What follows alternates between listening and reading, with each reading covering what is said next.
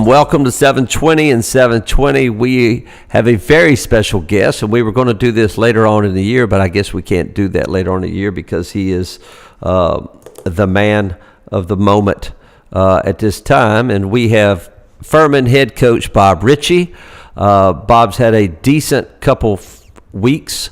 All he's done is beaten two Final Four teams. Bob, when they say that you've beaten two Final Four teams, they forget that Villanova did win the national championship last year. Is that correct? They did, and I think they won another one a couple years ago. So, it's been a memorable 10 days for us, and we got a great group of people in our organization, from players to staff to support staff, and it's been a very productive off season, and it's been neat for us to be able to see them be able to enjoy the fruits of their labor. And, we lost a lot last year. We lost four seniors that were very instrumental in, building Furman to a respectable level. And, to see us lose those people, and then for new people to be ready to step up on a national stage like this has been pretty rewarding. Well, I mean, Furman, okay, I don't know if even people know who Bob Richey is. Bob Richey grinded as an assistant. Didn't have the pedigree that some of these other guys got. Some idiot at Chattanooga did not take Bob Richey when he was the head coach. That would be me. And Bob Richey worked, grinded, and dreamed. And all of a sudden he becomes the head coach at Furman. You win 23 games your first year, which is tied for the record of wins at Furman. And then all of a sudden you start out 4-0. You were kind of talking about, I watched you practice this summer. How have you done what you've done at Furman at this moment? It all goes back to our philosophy of how we feel like that we need to win at Furman, but really, anywhere. And I think, as a young person, I always got intrigued. I grew up in Columbia, and I watched Lou Holtz kind of turn around South Carolina football. And, you watch what Steve Spurrier did. Now we've got a great example with what Coach Sweeney's done at Clemson. And one of the common themes that I really started paying attention to 4 or 5 years ago was that when you turn around programs, you've really got to turn around people. And you've got to commit to growing a person, and you've got to commit to the complete process of that. And we get so caught up in the insecurities of our jobs and the pressures to win and the obsession with talent that I didn't want to get caught in the trap of just putting all this pressure on myself to go amass talent. And then all of a sudden you're dealing with ethics and you're dealing with all this stuff. And then you put all this talent in the room and then it doesn't fit together. Well, now you got problems. And what we've really, from the day we got the job, our whole motto that everybody's seen, we call it all in, but there's actually a meaning with when we talk about that, and it's all about deliberate improvement now. And it's kind of our motto, so to speak, but it's about the whole person. And we've got to be deliberate in how we're trying to improve. And then we've got to have an immediacy and an urgency behind it. And it goes to how we build the person. It goes to the student. It goes to the athlete. And I think what you're seeing is, you're seeing guys like Clay Mounts, that's a redshirt sophomore, and Noah Gurley, that's a redshirt freshman, that had double figures in that game at Villanova, that nobody knew about, that nobody recruited, and we've just invested in developing them as people. And I think what you're seeing is now the byproduct is winning. Well, I watched Mounts. What was that? 2 or 3 years ago, I saw Mounts when he was redshirting. And I went, who on earth is that guy? I saw him this summer, very simple, and he's going to be a pro one day. I did talk to someone who was at the game, and I said, you could take Gurley and Mounts and put them in the white jersey the other night and let them play for Villanova, and you would think, yeah, they play at Villanova. They look the part. So all of a sudden, at Furman University, you got guys who look the part of being a high major player, and they probably weren't recruited as a high major player coming out 2 or 3 years ago. Yeah, they weren't really recruited at all, to be honest with you. Neither of them really had another Division I offer besides Furman. but they both had length, they both had size, they both were big time students. They had great support systems, and again, this is just where I'm probably a little bit different in recruiting. Most people, when they recruit, the question is how good is he? And since my days at Charleston Southern, when we're recruiting to an 800 seat gym and we don't have a whole lot to sell, the question early for me was always how good will he be? And as a 23, 24, 25-year-old recruiter, I had to constantly try to figure out how good will he be. And I think that at this level, there's not a Rivals 500, there's not a Rivals 1000. Like we're all having to make these decisions with our own evaluation tools. And I think a lot of people cut kids off because they watch them in the summer and they watch their film and they say, well, he's not good enough, and he might not be right now. But if you're developing people and you're investing in people and you've got a good development process, then how good will he be? And we've been able to identify some indicators in that process that you have a year or two to develop them, and they ended up turning into pretty good players.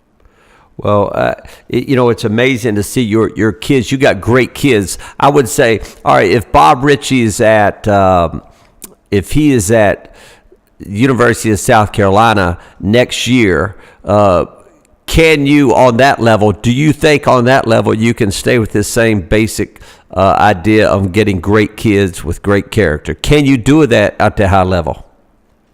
I think you can, and I think the reason that I say that is, and again, I look in the business world a lot. I look at football a lot. I'm always looking for best practices. I always try to look for overlap, what we can apply to what other people are doing. And I think the model down the street with Clemson football is a great example. And they don't have saints, but they do evaluate the person very highly. And they've got good people over there, and they're winning at a national level on the football scene. And we only have to find 15 guys, right? We don't have to go find 100. But I think you would still have to stay convicted to the philosophy, and you would have to stay convicted to our values and what we feel like that works. And then you know what? It might not be necessarily immediate, and this thing hasn't been immediate. This has been a 5-year process that has just kind of grown and grown and grown. But you would have to go in there convicted, and you would have to stay courageous in your approach, and you wouldn't be able to go back and forth. You'd have to go in there and stick with it, and then hopefully after time, you would be able to harvest the results of it. Well, no doubt. You have to be able to do that. You got to stay, you're right, courageous in this world where if you don't win immediately, something's wrong. And people think this thing just happened overnight at Furman. And you're right. It's happened little by little and taking your time and doing things the right way. Okay. I'm just going to tell you, you're at Furman. You just beat 2 Final Four teams. My question, and I text you the other night, phenomenal job, but what now? How on earth, and these quick little podcasts, hopefully it's going to help coaches. What are you doing now when your team just had the biggest win in the history of Furman University? What are you going to do now to keep your kids grounded and to keep your kids working? Well, I think the cool part about it, we go back to what we talked about a few minutes ago. We had a team meeting before practice yesterday, and it was setting the groundwork for the message going forward. And I think a lot of times in sports, we still joy from these moments as coaches because it's quickly as a coach, it's like we got to get on to the next. And then all of a sudden, these kids are like, well, coach, we just did something that's never really been done before, and they want to experience that joy. And I think what you have to do is you got to get creative, because I will say this, I think coaching is messaging. And I think that we get bogged down in thinking that, this is all schematics and this is all recruiting. A lot more of what we do than we want to admit is controlling the message and making sure that as the leader and the one that's out in front, that you're having a message that can go and permeate your whole organization. And so my message yesterday was simple. I wanted them to be aware of what they had done, because I want them to understand how good they can be. And I want them to understand what they just did. That's what they just did in November. It would be comparable to going and winning the first 2 games in the NCAA tournament, right? Like you beat Loyola, you beat a Villanova. That's good enough. If they can do that in March, then what if we're able to win the Southern Conference tournament? They've shown that they can have success on the national stage. But what I challenged them with is this. You just created a moment from a media standpoint, a national spotlight standpoint, that has never been done in the history of this university. Okay, you just motivated people to come to work today. You just motivated alum to put their Furman shirt on today. You just motivated people that don't necessarily believe that they can have success at Furman. You just motivated them to do that, right? So why don't we, instead of, since we just did something that's never been done before, instead of just sitting on it, all right, why don't we now go do something bigger?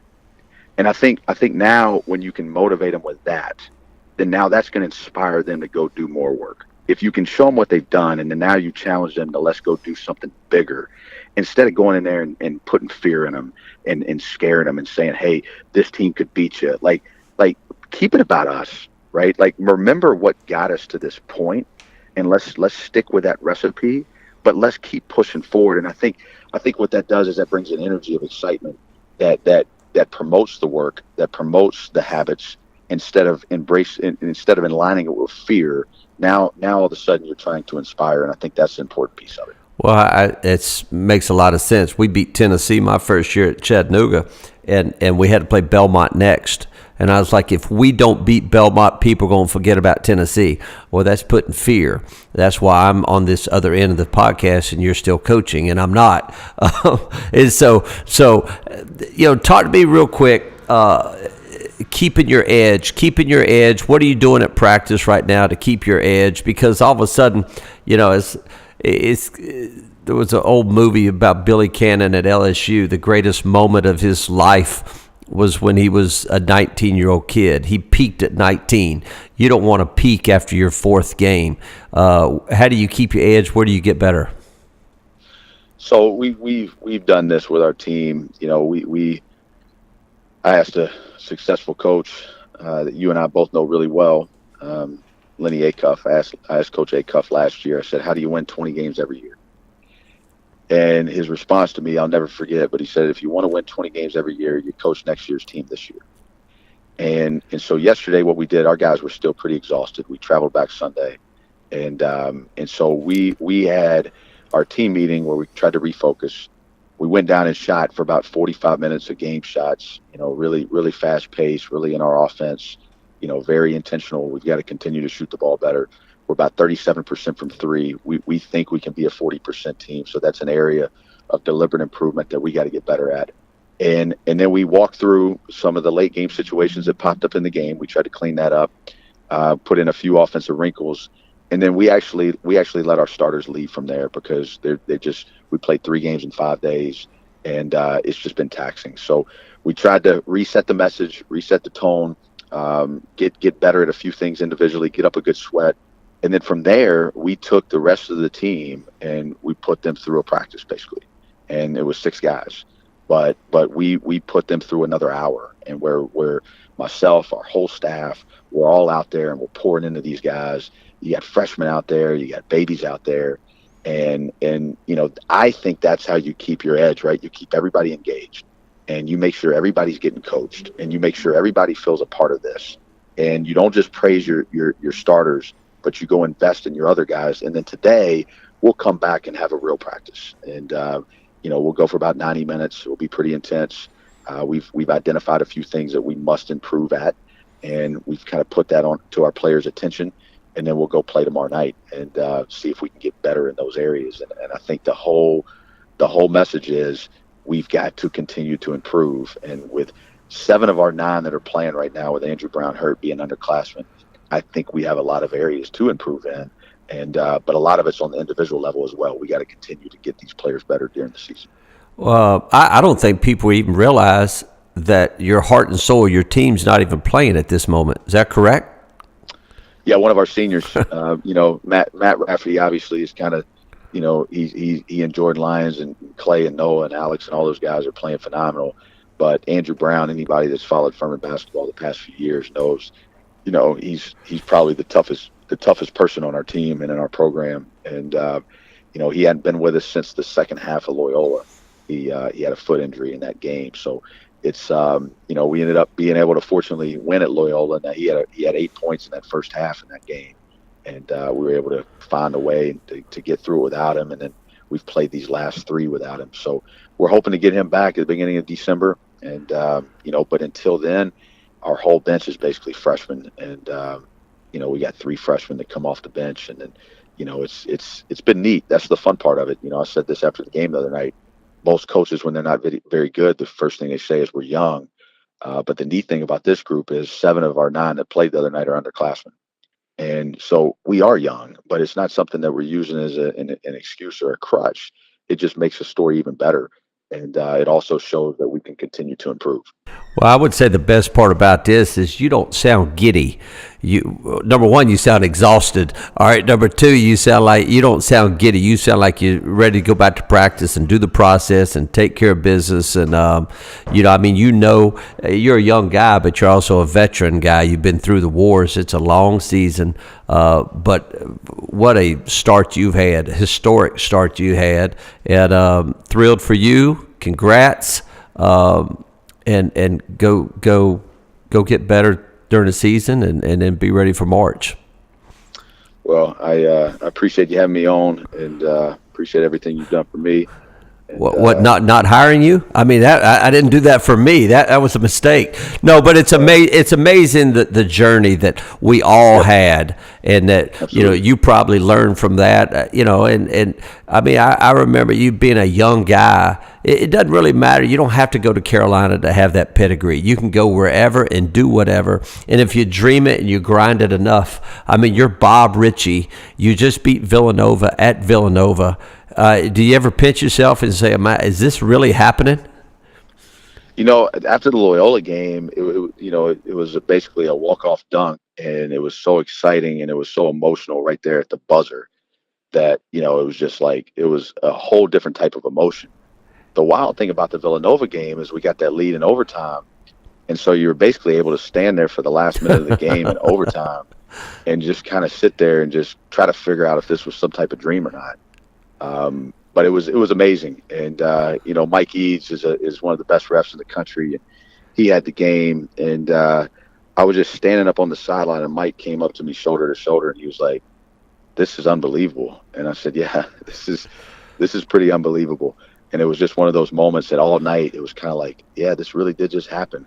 And we were able to celebrate it, that night. And we had a great dinner together. And the team, we actually had the families on this trip. So we had wives and kids running around. It was just a special night, special moment, and one we'll never forget. Yeah, don't forget it. That's the smartest thing I think you said. Don't take the joy away from the kids preparing for that next one so fast. You got to remember that's why you do this. That's why you were busting your tail end in the summer, is for wins like this. So you got to remember that. Bob Richey, thanks so much. Continued success. Good luck. Appreciate your time. Sounds good. Thank you.